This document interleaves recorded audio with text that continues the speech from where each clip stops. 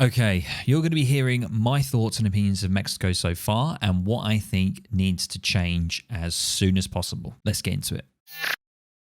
Hey YouTube, it's your boy Widgie here, giving you another sort of let's discuss, let's talk video because I know you guys really enjoyed the previous ones that I did around Age of Empires 4, and today we're going to be giving my thoughts and opinions of Mexico, and without further ado, we're going to just jump straight into it. So we're going to start with the good stuff, the stuff that I really like. We're then going to move on to the bad stuff, and then finally finish it off with what I think needs to change to make this Civ more balanced and more approachable.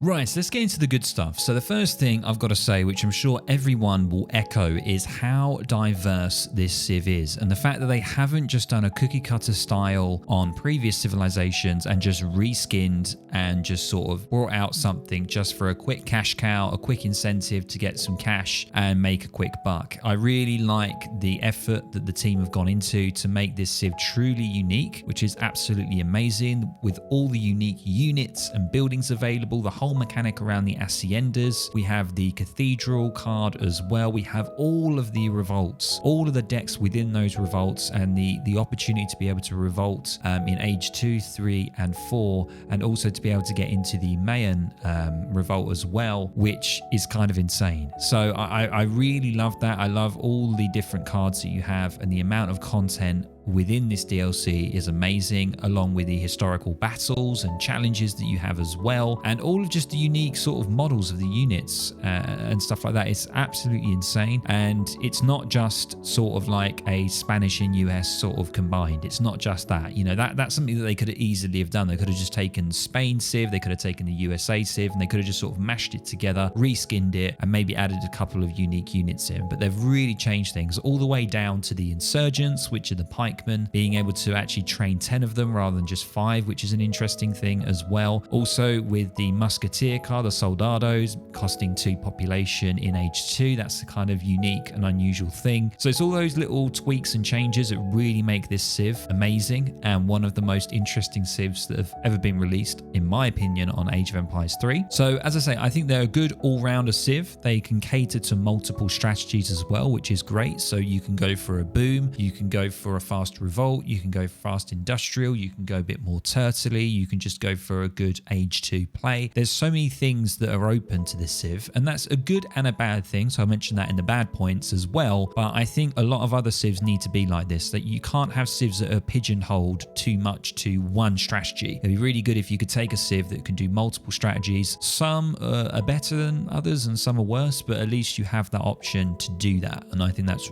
really, really crucial. Okay guys, that's everything on the good side. Let's have a look at the bad points. So let's get to the juicy bad points of the Civ. So the first one, of course, is specifically looking at a card, the textiles card, which gives 18 villagers as a pop once you've built 6 haciendas. So I think this is a little bit too overpowered. I don't think the card itself is overpowered. I think the way and how you get to it is too easy and too quick. You know, you can get to this within 7 minutes and you've got 18 vil pop and your eco is absolutely insane. So I think there's just the ways around it. I think there could be a way of changing this, but that's one of the first issues that I have. Also, touching upon the haciendas, they're going to be the main thing around this video, really, is the haciendas and how insane they are. So once again, I think they can do too much. Personally, I think having everything combined, you know, they're an estate, they're a mill, they also act as a livestock pen as well, and you can also garrison and you can also receive shipments, both eco and military, from them as well. And the fact that you can build a hacienda in Age 1 and have the ability to be able to send shipments to it so early on, other Civs are just unable to do that, and I think that's too strong. I think that's too much, and I think a change needs to happen. And that's where I sort of am going to touch upon the land grab card, being able to have a 40% reduction in wood cost to build the haciendas. Once again, I think that's something that definitely needs to change. I think that, coupled with the textiles card, is just too much. You know, you can just get way ahead in eco and it's just too quick. The salties, I call them the salties, they're the skirmier, or the salteados. Oh god, my pronunciation is absolutely awful, but you know what I mean, the stealthy skirm units. Real question is, why do they need to be stealth? Second is you also get them in age 2 as well. So you've got that, very similar to the Dutch, for example, that get access to the skirms early. The fact that these units are also stealthed as well.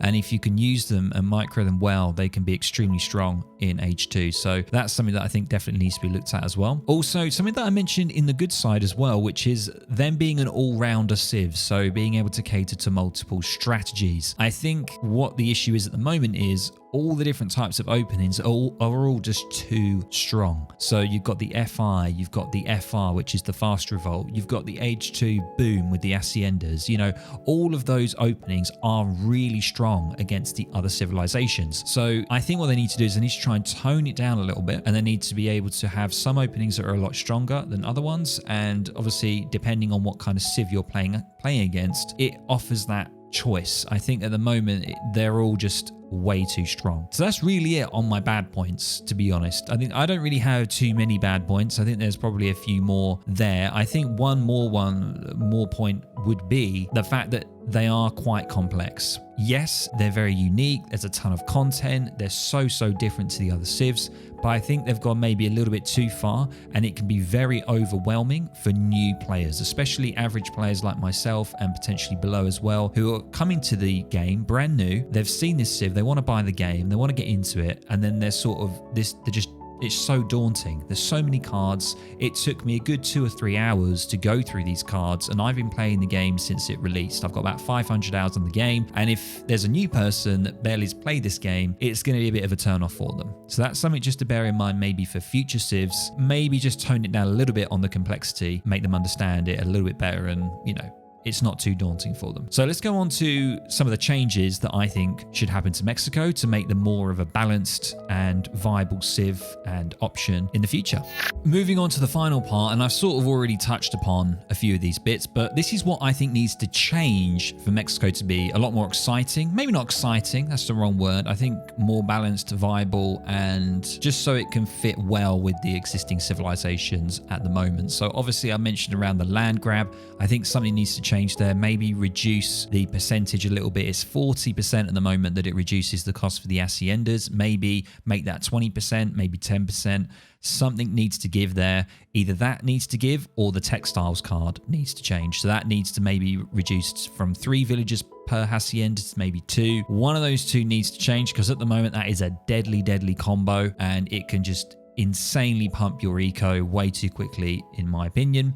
The revolt cards as well, and the options, I suggest maybe making it more expensive to revolt, or potentially removing or reducing the cheaper revolt card, because getting into industrial in 7.5 minutes is ridiculous, seeing as a standard FF is around that sort of time, or a quick FF is around 8 minutes. So getting into fortress with other civs is around 8 minutes, 7 or 8 minutes, maybe even quicker, but this is 7.5 minutes to get into industrial, and the access to the type of shipments that you have in industrial is absolutely nuts. So you could pump out 33 insurgents, for example. You've got two light cannons or 2 heavy cannons, and to be faced with that around 8 or 9 minutes in a game against an opponent, it's just ridiculous. I think that's the strongest opening at the moment, or the strongest strat for Mexico, and something definitely needs to change there. Removing the shipment garrison, I mentioned that on the Hacienda, only eco maybe. So this is something that I've said that maybe they should just retain the eco shipment part but not the military, because once again, having access to something like that so early on, because you get an Hacienda in age 1 with the 2 vil and Hacienda shipment, I think that needs to change. I don't really understand why it also needs to do that as well. Reducing HP on the Hacienda as well could be a good thing, because having 5,000 HP really gives the civ a great opportunity to be able to turtle. And that once again touches upon the FI and also the boom as well that you can do. If you surround your base with buildings that have 5,000 HP, it's really difficult for the enemy to try and push in, because you can just sort of pigeonhole them essentially. I like saying that word, good old pigeonhole. Or you could sort of funnel them into certain positions where you could easily, win them in a decent fight. Their micro could be really bad. Their positioning could be off. Having all of those big buildings with a high HP surrounded around your base, I think is kind of crazy. I mean, just compare it to the cancha houses. with Inca. The Cancha houses, their HP is so much lower. It's a different building, yes, but it's just so much lower. So I think they need to adjust that potentially. And obviously removing the stealth on the old salties, the skirmishers. I've mentioned that in the bad points. I think that needs to be removed. I don't really understand why it's there, especially that you get them in Age 2 as well. And of course, I don't think you can really change the complexity with the Civ. The Civ has now been done. It is polished. It's finished. I don't think they're going to make huge overhauls to the Civ. So I don't think they can really change the complexity and all the cards that you get with all the revolts. I think that's just something that the team might want to take on in the future. Try not to be too complex with the civs. Make it approachable for all levels of players. We'll be able to keep getting those new players onto the game, into the franchise. As I said, as somebody mentioned, actually, we had a really high amount of players. I think 5,500 players peaked recently on the Steam charts, which is absolutely awesome. That's all that matters. And on that, I'm going to leave the video there, guys. Let me know down in the comments below if I missed anything, if you don't agree with anything that I said, all that sort of good stuff. Let me know down in the comments below. If you like this style of video, please feel free to drop a like. I'll catch you in the next video or the next stream. Catch you later.